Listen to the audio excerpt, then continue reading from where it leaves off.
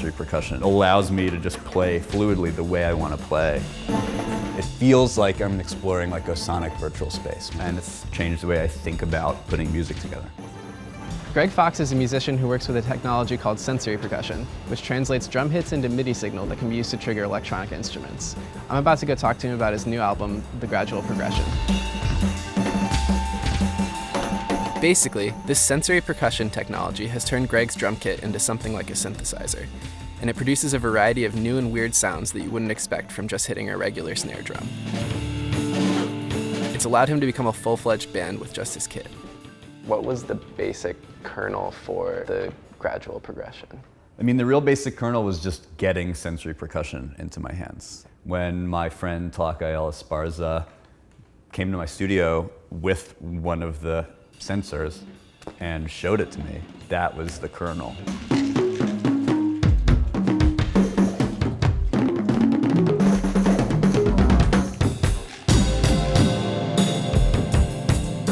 What I'm doing with it is I'm using it to control instruments that I've built in Ableton. That's what's happening on this record. You did it live a lot before anything was recorded with it, right? I did, yeah, a fair amount. I would sit with one drum and one sensor and do shows.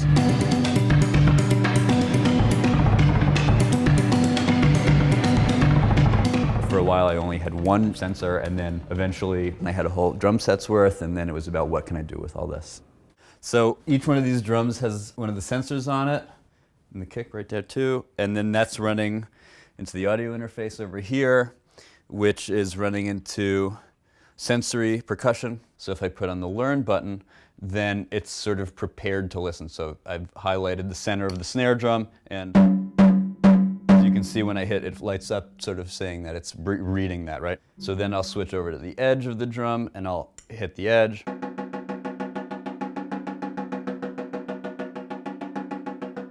So it's differentiating between the way that the head moves when you're hitting those different parts, and then it's making a MIDI assignment based on that.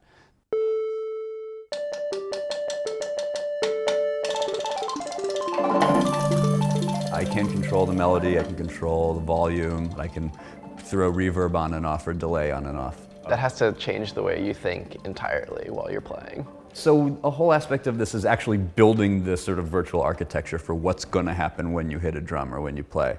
And the way I've tried to design that architecture is that I don't have to think a lot about it.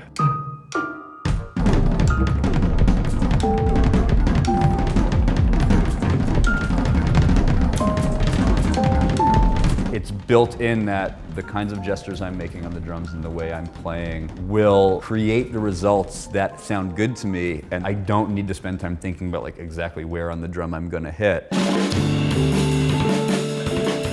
In some ways for me it's just tickling the same funny bone that I've had since I was a little kid. It's this part of me that still wants to mess around with like every pedal I see, every piece of music hardware I see. That's the thing. It's just fun.